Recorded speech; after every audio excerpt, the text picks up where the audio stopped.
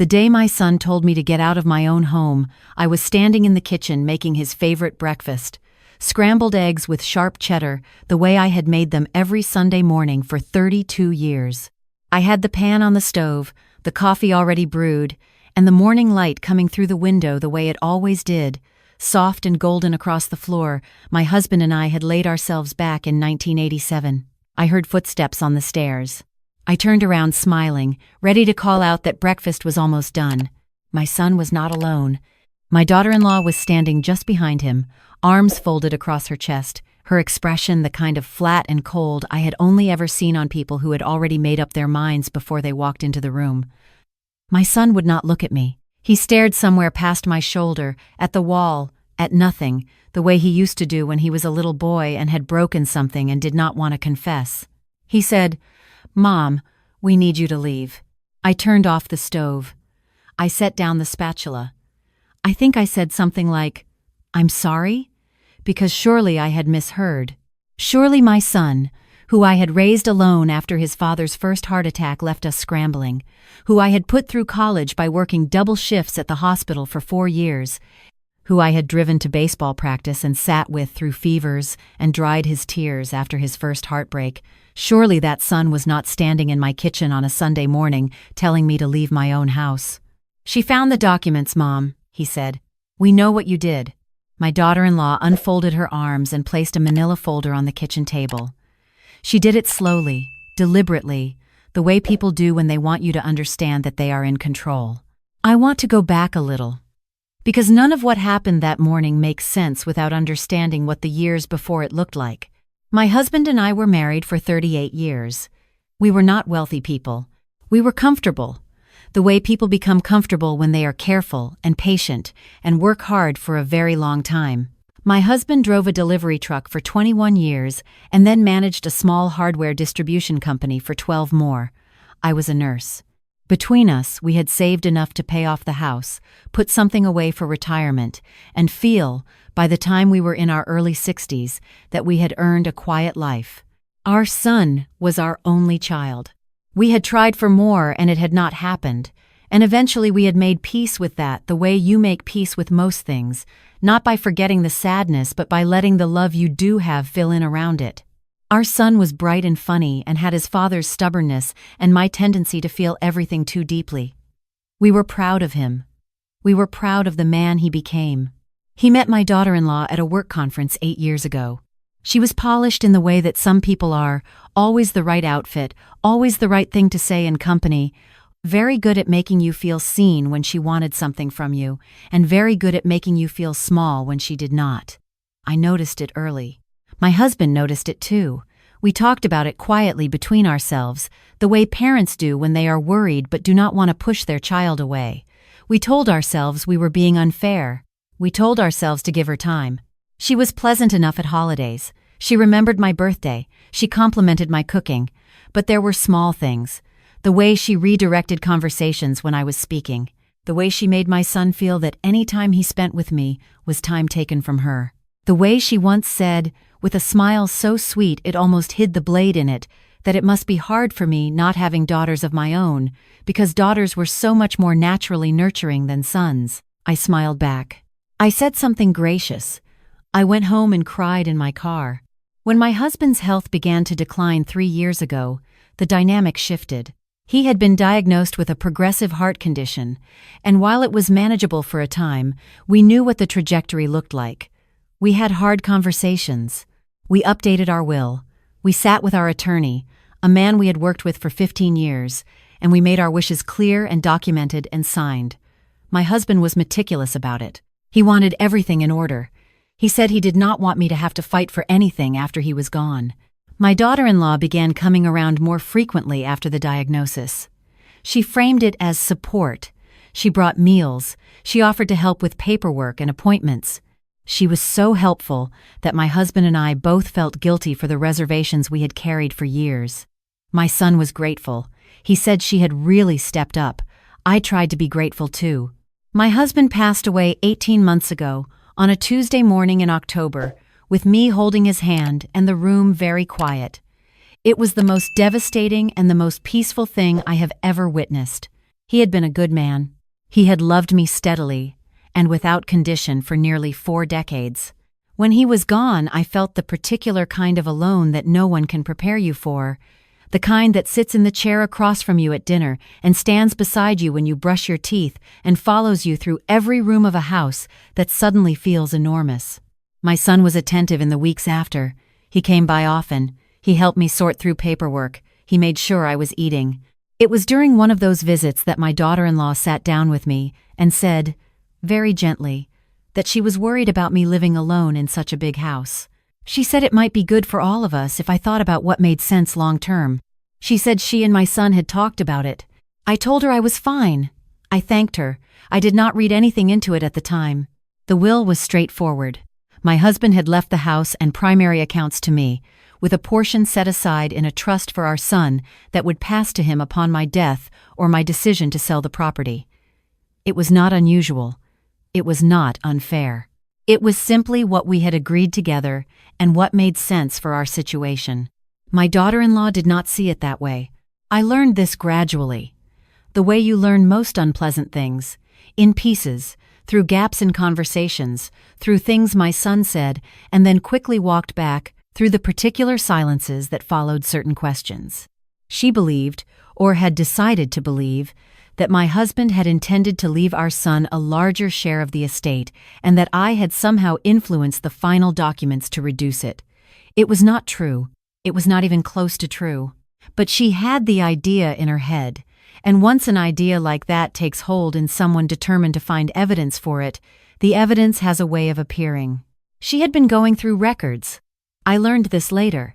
She had been pulling old statements, comparing account balances, looking for discrepancies she could point to. She was not a stupid woman. She was, in fact, quite intelligent, and that intelligence, applied in the service of something dishonest, is a particularly dangerous thing. She found a series of wire transfers from a joint account my husband and I had shared. Significant amounts, moved over the course of about 14 months before his death. She built a story around those numbers. The story she built was that I had been quietly moving money out of accounts that my son might eventually inherit, hiding it somewhere, protecting it from the will. It was not true. The transfers were payments to his cardiologist, to a private nursing service we had used for 6 months when things got difficult, to a medical equipment company, and to a palliative care facility for a consultation we had ultimately not needed. I had every receipt. I had every explanation. But I did not know I was being investigated. I did not know I needed to defend myself. I was still grieving. I was still learning how to sleep in a bed that felt too wide. So when my son stood in my kitchen that Sunday morning and told me to leave, I was not prepared. I was completely, entirely unprepared. My daughter-in-law opened the manila folder. She laid out printed bank statements. She had highlighted the transfers in yellow marker, very neatly, with a ruler, the kind of preparation that takes time and intention. She said she had consulted with a financial attorney. She said the pattern was clear.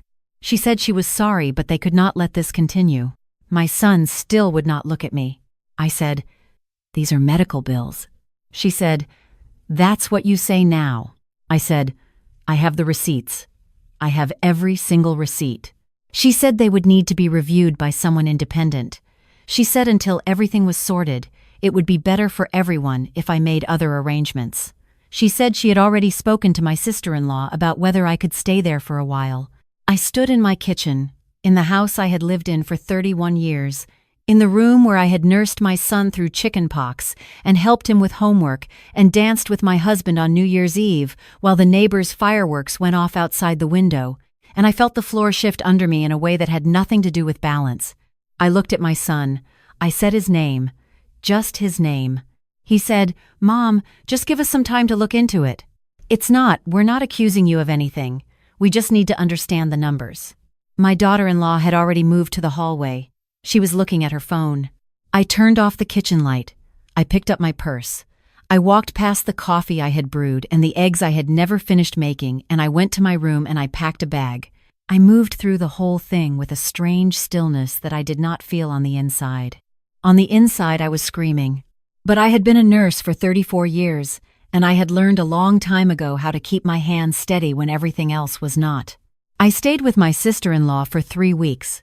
She was kind to me in the careful way people are kind when they do not fully understand a situation, but can see that someone is hurting. She did not pry. She made me tea. She let me sit in her garden in the evenings without requiring conversation. During those 3 weeks, I did 2 things. The first thing was that I called my attorney. Not the estate attorney, but a separate attorney, a woman I had known professionally for years, someone who dealt specifically in estate disputes and elder financial abuse. I told her everything. I told her about the transfers, about my daughter-in-law's folder, about being asked to leave my own home. I told her I had every receipt and every record, and that I could account for every dollar that had moved in or out of that account. She listened without interrupting. When I was done, she was quiet for a moment, and then she said, "I want you to bring me everything." The second thing was that I called my husband's estate attorney, the one we had worked with for 15 years. I told him what had been alleged. He was surprised in the way that people are surprised when something confirms a suspicion they had hoped would never be confirmed. He said there was something I needed to know. He said he had been meaning to reach out to me but had been uncertain of the appropriate timing. He told me that approximately 2 months before my husband's death, my husband had come to his office alone, without me. He had added a sealed letter to the estate file. He had given specific instructions that the letter was to be opened only in the event of a dispute over the estate after his passing. He had told the attorney that he hoped it would never be necessary. He had clearly believed it might be. I sat with that for a long time.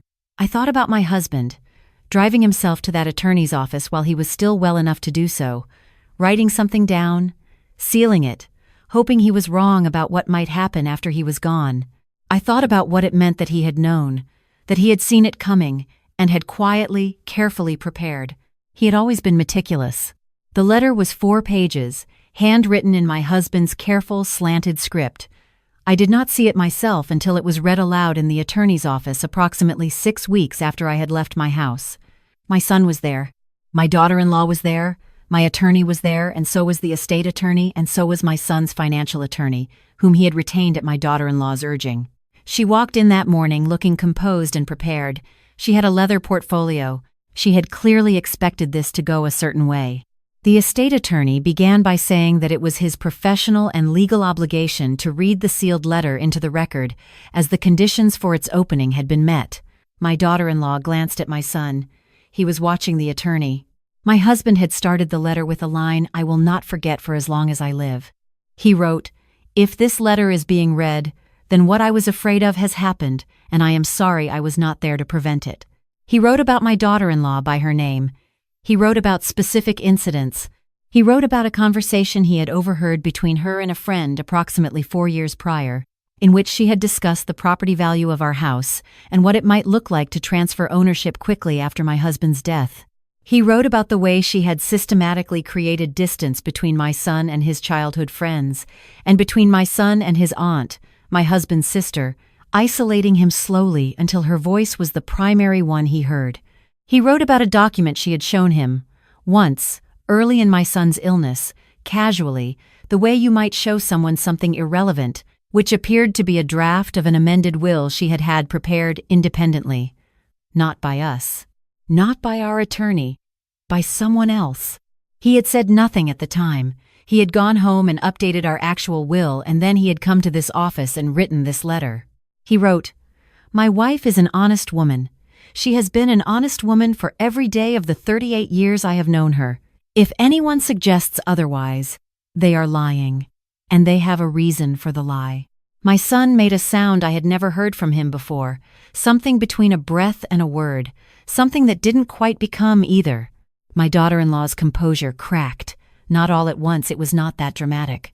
It was subtle, just a tightening around the eyes, a slight shift in how she was sitting, a reorganization of her expression that had to work harder than usual to stay in place. The attorney continued. There was more. As part of preparing the letter, my husband had asked the estate attorney to preserve certain financial records that my husband himself had collected. My husband had noticed, during the last year of his life, irregularities in a household account that my daughter-in-law had been given access to for the purpose of helping coordinate medical payments. She had volunteered to take over the bill management after the nursing service began, saying it would reduce my stress. We had agreed. I had been grateful. Over 14 months, she had used that account access to transfer a total of $31,000 into an account in her name alone. Small amounts, spaced irregularly, the kind of pattern designed to be overlooked. My husband had noticed. He had not confronted her. He had not told me. He had documented it and handed it to his attorney and sealed it in a letter and hoped that the world would be kinder than his instincts told him it would be. The room was very quiet. My son was looking at his wife now. He was looking at her the way I had never seen him look at anyone. There was no anger in it yet. It was something that comes before anger, something hollower and more devastating. She said, "That letter isn't authenticated." He was sick. He was on medication. Anyone could question my attorney said, quietly and without any particular heat, that the letter had been signed and notarized at the time of writing, witnessed by 2 members of the attorney's staff, and was fully legally authenticated. She also noted that the financial records my husband had preserved were complete, time-stamped, and had been reviewed independently by a forensic accountant she had retained. The leather portfolio stayed closed for the rest of the meeting. My son came to my sister-in-law's house that evening. He came alone. He sat in the small living room with his hands between his knees, and he looked like a person who has just walked out of a building that has collapsed behind him and does not yet fully understand what has happened or what comes next. He looked, in that moment, very much like a little boy. My little boy. I sat across from him. My sister-in-law brought tea and then quietly left the room. He said he was sorry. He said it more than once. He said he did not know how to explain the choices he had made, except that he had been hearing one version of events for so long, from someone whose voice had become the only one he trusted, that he had stopped questioning it. He said he did not know about the money. He said he did not know about the letter. He said he felt like he did not know a great number of things he should have known. I looked at my son for a long time before I said anything. I said, "Your father knew you. He knew exactly who you are. He wrote that letter for you as much as for me. He wanted you to have the truth." My son put his face in his hands. I moved back into my house 2 weeks later. It took some time to walk through the rooms and feel them as mine again. The kitchen, especially. I stood at the stove for a full minute the first morning, just standing there, before I turned on the burner. My daughter-in-law retained her own attorney. There were legal proceedings. I will not detail them because they were exhausting and painful, and because the outcome, while just, cost more than money. What I will say is that the financial recovery was largely successful and that the matter was resolved in a way that the law considers appropriate. My son did not recover from it quickly. I did not expect him to. A marriage is not simply a legal contract, and when it ends, it takes things with it that cannot be listed in any document or recovered in any settlement. He grieved. He was angry in different directions at different times. He made mistakes in how he handled some of it. He was human and hurting, and I tried to remember that his suffering was real, even when it was inconvenient to witness. We have worked at it. Our relationship, my son's and mine. We have worked at it the way you work at anything damaged that you want to preserve, carefully, consistently, without pretending the cracks are not there. He calls me every Sunday morning now. Sometimes he comes for breakfast. I make scrambled eggs with sharp cheddar. We sit at the kitchen table my husband and I bought at an estate sale in 1994, and we talk, really talk, the way we did not talk for too many years. What I want to say, to anyone who might hear this story and recognize something in it, is that there is a particular kind of grief in being doubted by the person you have loved most. It is not like any other loss. It sits in its own category. When the person who once called you from school because he had a stomachache and could not feel better without hearing your voice stands in your kitchen and looks at you like you might be a stranger, something in you goes very cold and very quiet in a way that is hard to warm back up. I am 63 years old. I have buried a husband. I have worked a job that required me to hold people's fear in my hands and treat it gently for 34 years. I have made my own mistakes, and I know what it costs to own them. But I did not do what I was accused of. I had the receipts. I had the records. I had, in the end, 4 pages of my husband's handwriting, and the particular kind of love that prepares for what it hopes will never happen. My husband used to say that the truth does not need anyone's help to survive. He said it has a way of outlasting everything that tries to cover it up. He said this about small things and large things with the same quiet certainty.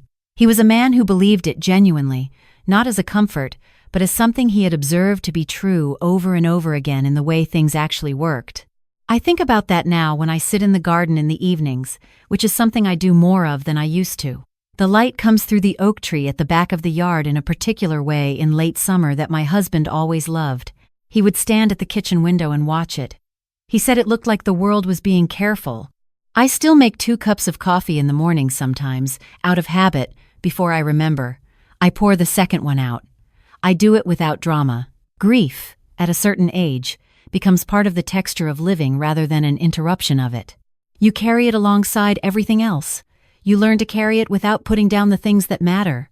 My son texted me a picture last week of a bird that had landed on his windowsill, just a regular sparrow. He sent it with no message, just the photo, and I knew exactly what he meant by it. His father used to stop whatever he was doing to look at birds. He thought it was important to stop and notice things. I wrote back, "Your dad would have had a name for that one." He wrote back, "He always did.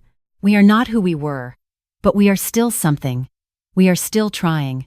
And some mornings, when the light comes through the kitchen window and the coffee is ready and I can hear my son's voice on the phone, I think that trying might be the most honest thing any of us ever do. I did not need anyone to believe me. The truth was patient enough to wait. It always is.